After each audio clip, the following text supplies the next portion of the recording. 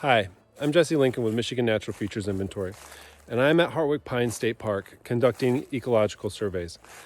These surveys are valuable for helping the park identify conservation priorities. The work is really interesting, and I thought it would be really fun to show off one of the state's most iconic parks. So come along as I give you a sense of the work we're doing and show you one of the last remaining patches of old growth in the Lower Peninsula.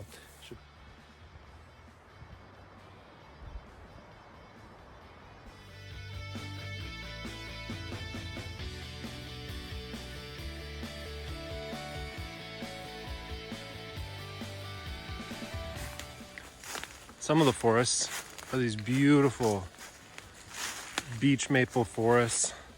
These sugar maples are about 120 years old. The understory is really thick with beech as a result of beech bark disease. But not everything was a pine forest here.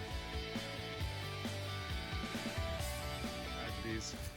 For me, one of the biggest tragedies of Hartwick Pines, beyond just the fact that everything was clear cut except 70 acres, is the loss of beech. So here we've got a healthy beech tree, but so many are dying. We can see this tree succumb to beech bark disease and is rotting. Here we've got another dead tree and another. So what was, at least for the last 100 years, a principal component of the forests, it's now just being laid waste. So it's pretty sad, the loss of such an iconic species.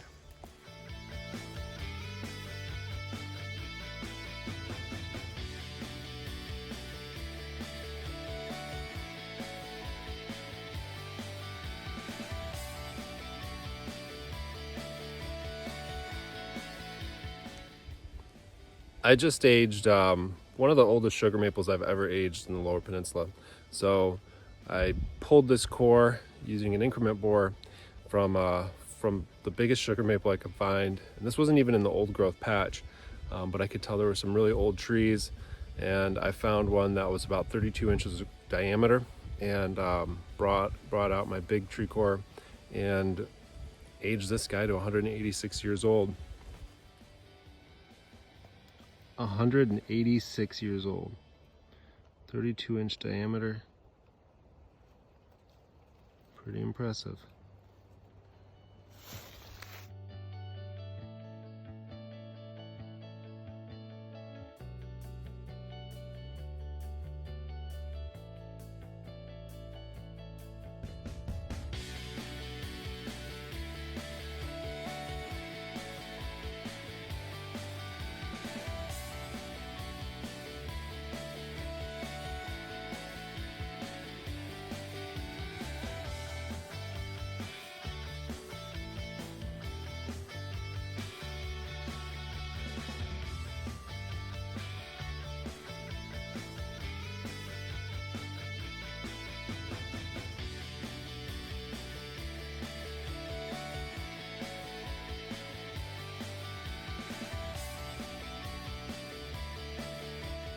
Hartwick Pines was huge, and it was more than just this closed canopy forest that we think of when we hear Hartwick Pines.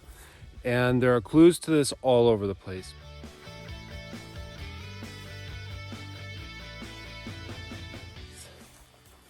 One of the most interesting parts of the landscape at Hartwick Pines for me are these expansive openings that are dominated by things like little blue stem, big blue stem, Avenella flexuosa, hairgrass, Danthonia spicata, and they've got these burnt pine stumps remaining throughout. And this gives us a little insight into what things were like historically. So we probably had these, in addition to the closed canopy forests, we had these more widely spaced savanna structure systems, like what we would call an oak pine barrens, that saw probably a high rate of fire. And those were set naturally, maybe by lightning, or potentially and probably by Native Americans.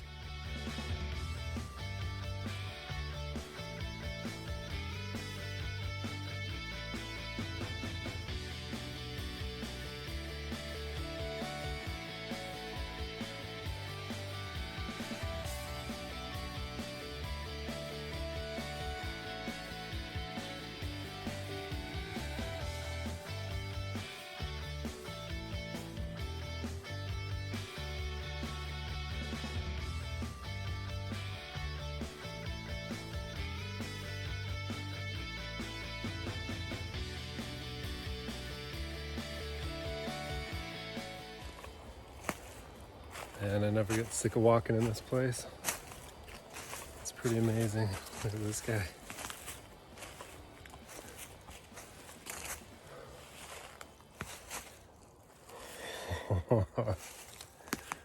Wow.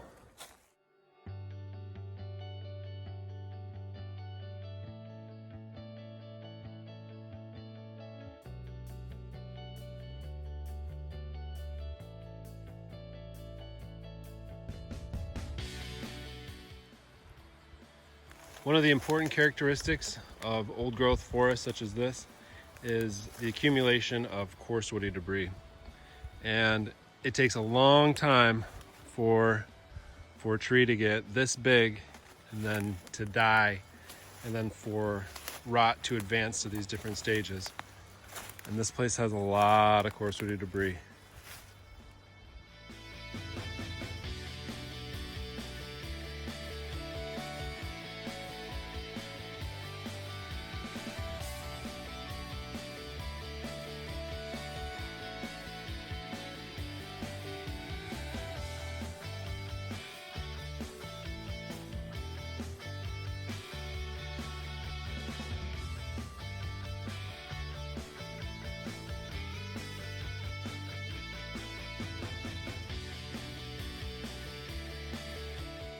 One of the unexpected things for me was seeing fire scars at the base of a lot of these trees. And you can see here evidence of historic burns. And this is true on a lot of the trees. It was surprising to me because of the dominance of maple in the subcanopy, and there's another guy. Maple and hemlock. But the truth is that fire probably helped originate this stand. Fire probably helped establish this stand and was historically part of the natural disturbance that led to the maintenance of it. Some trees even have char visible on their bark still also. So fire probably played an important role in this natural community. Should we return fire? That's for the managers to decide, but we can definitely rest assured that fire was part of the landscape historically.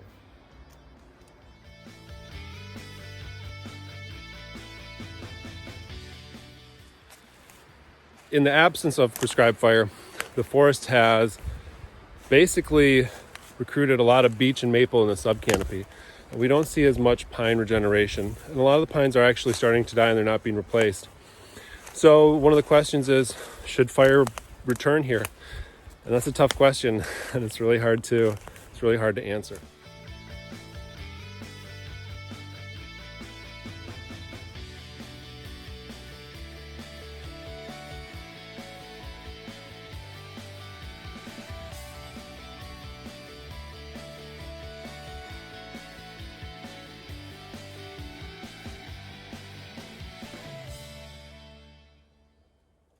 This place is amazing. These trees aren't as big as you might think, but they're very old. So a tree like this, a white pine, is 36-inch diameter maybe, and it's about 300 years old.